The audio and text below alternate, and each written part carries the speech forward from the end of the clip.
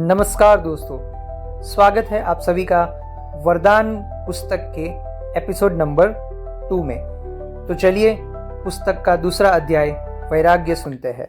मुंशी शालिग्राम बनारस के पुराने रईस थे।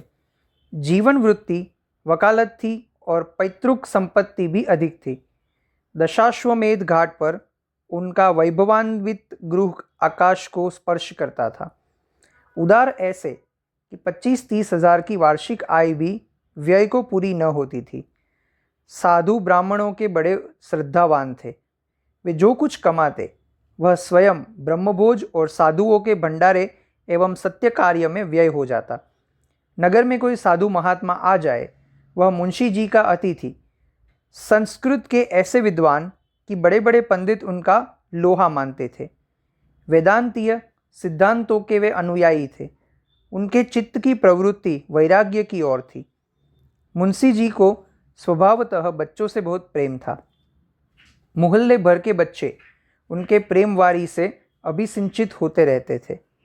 जब वे घर से निकलते थे तब बालकों का एक दल उनके साथ होता था। एक दिन कोई पाषाण हृदय माता अपने बच्चे को मार रही थी। लड़का बिलख बिलख कर रो रहा था। मुंशी जी से रहा न गया।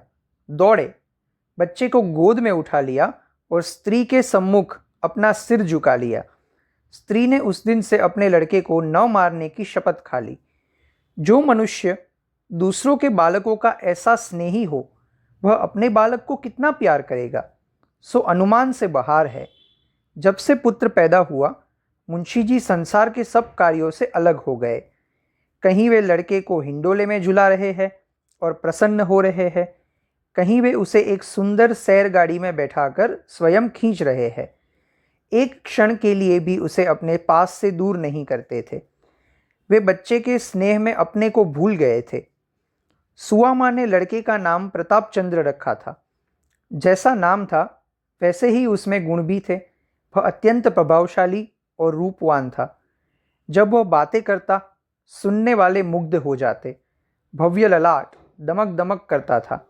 अंग ऐसे पुष्ट कि दिवगुण दिल वाले लड़कों को भी वह कुछ न समझता था। इस अल्प आयु में उसका मुखमंडल ऐसा दिव्य और ज्ञानमय था कि यदि वह अचानक किसी अपरिचित मनुष्य के सामने आकर खड़ा हो जाता तो वह विस्मय से ताकने लगता था। इस प्रकार हंसते खेलते 6 वर्ष व्यतीत हो गए। आनंद के दिन पवन की भांति सन्न से निकल जाते हैं और पता भी नहीं चलता। वे दुर्भाग्य के दिन और विपत्ति की रातें हैं जो काटे नहीं कटते। प्रताप को पैदा हुए अभी कितने दिन हुए। बधाई की मनोहारिणी ध्वनि कानों में गूंज रही थी। 6ठी वर्षगांठ का आ पहुंची। 6ठे वर्ष का अंत दुर्दिनों का श्री गणेश था। मुंशी शालिग्राम का संसारिक संबंध केवल दिखावटी था। वह निष्काम और निस्संबंध जीवन व्यतीत करते थे। यद्यपि वह सामान्य संसारी मनुष्यों की भांति संसार के क्लेशों से क्लेशित और सुखों से हर्षित दृष्टिगोचर होते थे, तथापि उनका मन सर्वथा उस महान और आनंद पूर्व शांति का सुख भोग करता था जिस पर दुख के झोंकों को और सुख की थपकियों का कोई प्रभाव नहीं पड़ता है। माघ का महीना था। प्रयाग में कुंभ का मेला लगा हुआ था। रेलगाड़ियों में यात्री रुई की भांति भर भर कर प्रयाग पहुंच जाते थे। 80-80 बरस के वृद्ध, जिनके लिए वर्षों से उठना कठिन हो रहा था, लंगड़ाते और लाठियां टेकते मंजिल तय करके प्रयागराज को जा रहे थे। बड़े बड़े साधु महात्मा, जिनके दर्शनों की इच्छा लोगों को हिमालय की अंधेरी गुफाओं से खींच ले आती थी, उस समय गंगा जी की पवित्र तरंगों से गले मिलने के लिए आए हुए थे। मुंशी शालिग्राम का भी मन ललचाया। सुआमा से बोले, कल स्नान है। सुआमा, सारा मोहल्ला सूना हो गया, कोई मनुष्य नहीं दिखता। मुंशी, तुम चलना स्वीकार नहीं करती, नहीं तो बड़ा आनंद होता। ऐसा मेला तुमने कभी नहीं देखा होगा। सुआमा, ऐसे मेले में मेरा जी घबराता है। मुंशी, मेरा जी तो नहीं मानता। जब से सुना कि स्वामी परमानंद जी आए हैं, तब से उनके दर्शन के लिए चित्त उद्विग्न हो रहा है। सुआमा पहले तो उनके जाने पर सहमत न हुई, पर जब देखा कि यह रोके न रुकेंगे तब विवश होकर मान गई। उसी दिन मुंशी जी 11 बजे रात को प्रयागराज चले गए। चलते समय उन्होंने प्रताप के मुख का चुंबन किया और स्त्री को प्रेम से गले लगा लिया। सुवामा ने उस समय देखा कि उनके नेत्र सजल है। उसका कलेजा धक से हो गया। जैसे चैत्र मास में काली घटाओं को देखकर कृषक का हृदय कांपने लगता है, उसी भांति मुंशी जी के नेत्रों को अश्रुपूर्ण देखकर सुवामा कंपित हुई। अश्रु की वो बूंदें वैराग्य और त्याग का अगाध समुद्र थी। देखने में वे जैसे नन्हे जण के कण थी, पर थी वे कितनी गंभीर और विस्तीर्ण। उधर मुंशी जी घर के बाहर निकले और इधर सुवामा ने एक ठंडी श्वास ली। किसी ने उसके हृदय में यह कहा कि अब तुझे अपने पति के दर्शन न होंगे। एक दिन बीता, 2 दिन बीते, चौथा दिन आया और रात हो गई। यहाँ तक कि पूरा सप्ताह बीत गया, पर मुंशी जी न आए। तब तो सुवामा को आकुलता होने लगी। तार दिए, आदमी दौड़ाए, पर कुछ पता न चला। दूसरा सप्ताह भी इसी प्रयत्न में समाप्त हो गया। मुंशी जी के लौटने की जो कुछ आशा शेष थी, वह सब मिट्टी में मिल गई। मुंशी जी का अदृश्य होना उनके कुटुंब मात्र के लिए ही नहीं, वरन सारे नगर के लिए एक शोकपूर्ण घटना थी। हाटों में, दुकानों पर, हथाइयों में, अर्थात चारों ओर यही वार्तालाप होता था। जो सुनता वही शोक करता।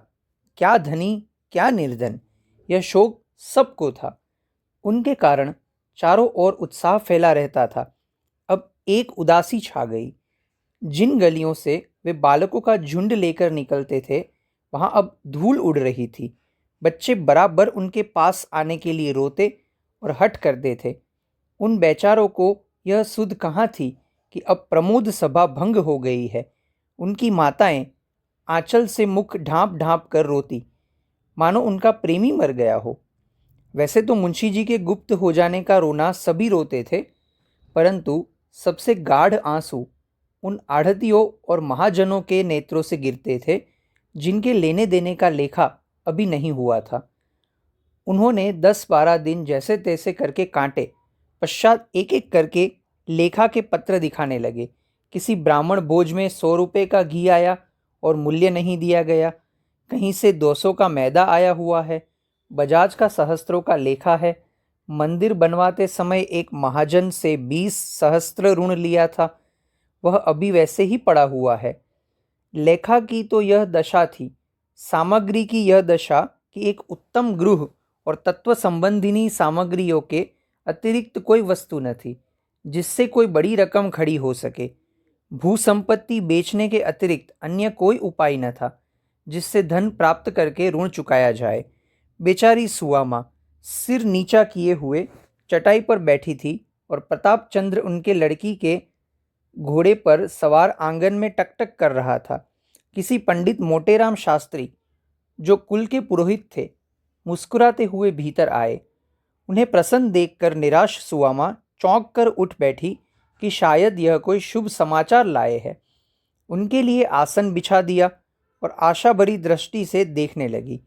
पंडित जी आसन पर बैठे और सूंघनी सूंघते हुए बोले, तुमने महाजनों का लेखा देखा? सुवामा ने निराशापूर्ण शब्दों में कहा, हाँ देखा तो।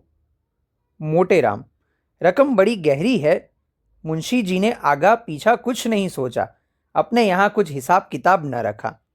सुवामा, हाँ अब तो यह रकम गहरी है, नहीं तो इतने रुपए क्या एक एक भोज में उठ गए हैं?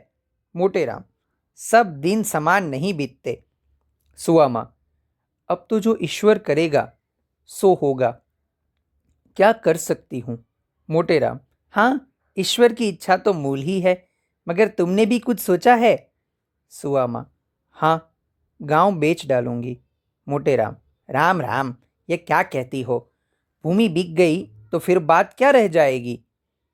मोटेराम, भला पृथ्वी हाथ से निकल गई तो तुम लोगों का जीवन निर्वाह कैसे होगा? सुवामा, हमारा ईश्वर ही मालिक है, वही बेड़ा पार करेगा। मोटेराम, यह तो बड़े अफसोस की बात होगी कि ऐसे उपकारी पुरुष के लड़के वाले दुख भोगे।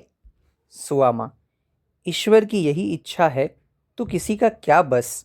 मोटेराम, भला मैं एक युक्ति बता दूं कि सांप भी मर जाए और लाठी भी ना टूटे। सुआमा, हाँ बतलाइए, बड़ा उपकार होगा। मोटेराम, पहले तो एक दरखास्त लिखवा कर कलेक्टर साहब को दे दो कि माल गुजारी माफ़ की जाए, बाकी रुपए का बंदोबस्त हमारे ऊपर छोड़ दो, हम जो चाहेंगे करेंगे, परंतु इलाके पर आंच न आने पाएगी। सुआमा, कुछ प्रकट भी तो हो, आप इतने रुपए कहाँ से लाएंगे। मोटेराम, तुम्हारे लिए रुपए की क्या कमी है, मुंशी जी के नाम पर बिना लिखा पढ़ी के 50,000 रुपए का बंदोबस्त हो जाना कोई बड़ी बात नहीं है। सब सच तो ये है कि रुपया रखा हुआ है, तुम्हारे मुंह से हाँ निकलने की देरी है। सुआमा, नगर में भद्र पुरुषों ने एकत्र किया होगा। मोटेराम, हाँ बात ही बात में रुपया एकत्र हो गया, साहब का इशारा बहुत था। सुआमा, कर मुक्ति के लिए प्रार्थना पत्र मुझसे न लिखवाया जाएगा और मैं अपने स्वामी के नाम ऋणी ही लेना चाहती हूँ। मैं सबका एक एक पैसा अपने गांव से ही चुका दूंगी।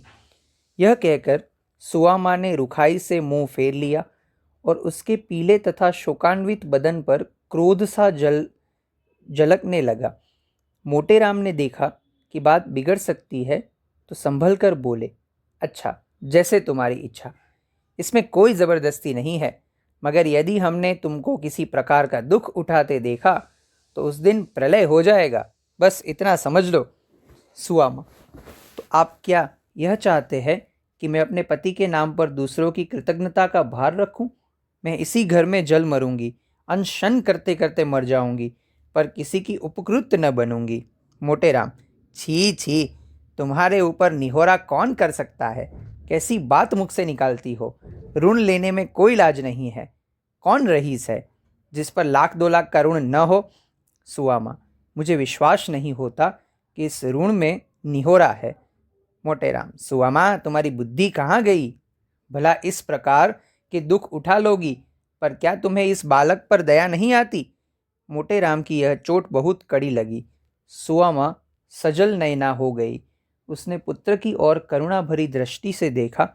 इस बच्चे के लिए मैंने कौन कौन सी तपस्या नहीं की, क्या इसके भाग्य में दुख ही बड़ा है। जो अमोला जलवायु के प्रखर झोंकों से बचाया जाता था, जिस पर सूर्य की प्रचंड किरणें न पड़ने पाती थी, जो स्नेह सुधा से अभी सिंचित रहता था, क्या वह आज इस जलती हुई धूप और इस आग की लपट में मुरझाएगा। सुआमा कई मिनट तक इसी चिंता में बैठी रही। मोटेराम मन ही मन प्रसन्न हो रहे थे कि अब सफलीभूत हुआ। इतने में सुआमा ने सिर उठाकर कहा, जिसके पिता ने लाखों को जिलाया खिलाया वह दूसरों का आश्रित नहीं बन सकता। यदि पिता का धर्म उसका सहायक होगा तो स्वयं 10 को खिलाकर खाएगा। लड़के को बुलाते हुए, बेटा तनिक यहाँ आओ, कल से तुम्हारी मिठाई, दूध, घी सब बंद हो जाएगा, रोओगे तो नहीं। यह कहकर उसने बेटे को प्यार से बैठा लिया और उसके गुलाबी गालों का पसीना पोंछकर चुंबन कर लिया। प्रताप, क्या कहा, कल से मिठाई बंद होगी, क्यों, क्या हलवाई की दुकान पर मिठाई नहीं है। सुआमा, मिठाई तो है, पर उसका रुपया कौन देगा। प्रताप, हम बड़े होंगे तो उसको बहुत सा रुपया देंगे, चल टक टक, देख माँ कैसा तेज घोड़ा है। सुआमा की आंखों में फिर जल भर आया। हाँ हंत, इस सौंदर्य और सुकुमारता की मूर्ति पर अभी से दरिद्रता की आपत्तियां आ जाएगी। नहीं नहीं, मैं स्वयं सब भोग लूँगी, परंतु अपने प्राण प्यारे बच्चे के ऊपर आपत्ति की परछाई तक नहीं आने दूंगी। माता को यह सोच रही थी और प्रताप अपने हठी और मुंह जोर घोड़े पर चढ़ने में पूर्ण शक्ति से लीन हो रहा था। बच्चे मन के राजा होते हैं। अभिप्राय यह कि मोटेराम ने बहुत जाल फैलाया, विविध प्रकार का वाक्चातुर्य दिखलाया, परंतु सुआमा ने एक बार नहीं करके हाँ न की। इसकी इस आत्मरक्षा का समाचार जिसने सुना, धन्य धन्य कहा। लोगों ने मन में उसकी प्रतिष्ठा दुनी हो गई। उसने वही किया जो ऐसे संतुष्टपूर्ण और उदार हृदय मनुष्य की स्त्री को करना उचित था। इसके 15वें दिन इलाका नीलामी पर चढ़ा। 50 सहस्त्र रुपये प्राप्त हुए। कुल ऋण चुका दिया गया। घर का अनावश्यक सामान बेच दिया गया। मकान में भी सुवामा ने भीतर से ऊंची ऊंची दीवारें खिंचवाकर 2 अलग अलग खंड कर दिए। एक में आप रहने लगी और दूसरा भाड़े पर उठा दिया।